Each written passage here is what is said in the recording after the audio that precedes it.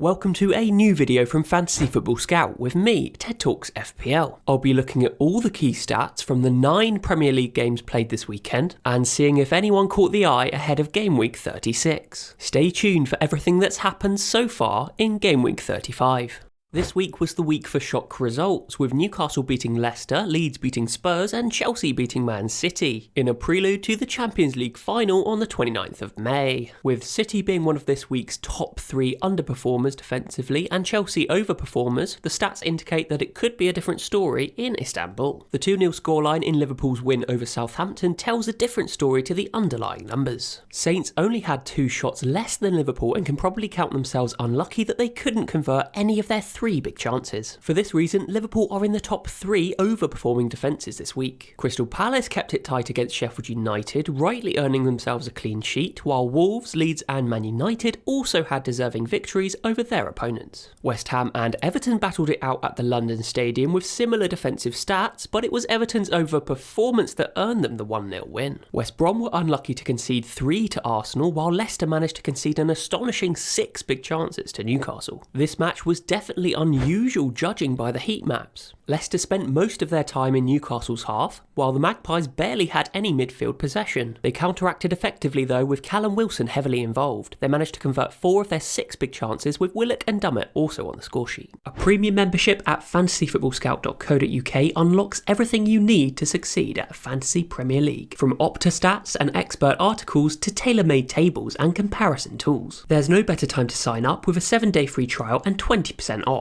Moving to defenders, Ben Godfrey was this week's top scorer with 12 FPL points consisting of an assist and a clean sheet. A feat also matched by Crystal Palace's Gary Cahill. Stuart Dallas and Marcus Alonso both scored vital goals for their teams this weekend, while Yerry Mina and Alexander Arnold both benefited from clean sheets in low-scoring games. Looking at the chart, where players furthest to the right had the best chance of goals and assists, and players towards the top had the best chance of keeping a clean sheet. Dallas's XGI is setting the pace this week, mainly generated from his 1 big chance from which he scored, but he was also second amongst defenders for number of crosses with 9. Only Alexander Arnold had more. Furlong, Phillips and Dummett were the other defenders to have big chances this week, but only the Newcastle man could convert. West Brom fullback Connor Townsend rivaled Alexander Arnold's numbers, creating 1 fewer chance and matching his big chances created. Luke Shaw always seems to be on this chart each week with decent attacking stats, but hasn't had an attacking return since Game Week 27. Marcus Alonso is an FPL legend and is at least getting some game time under Thomas Tuchel. 4 penalty box touches and 2 shots on target are incredible numbers for a defender against Man City. Leeds played Burnley, Southampton and West Brom in their last 3 matches, making out-of-position Dallas almost essential. Callum Wilson's second 90-minute appearance since his injury in Game Week 23 was a good one. In fact, he was this week's standout performer with a brace from 4 big attempts to score or assist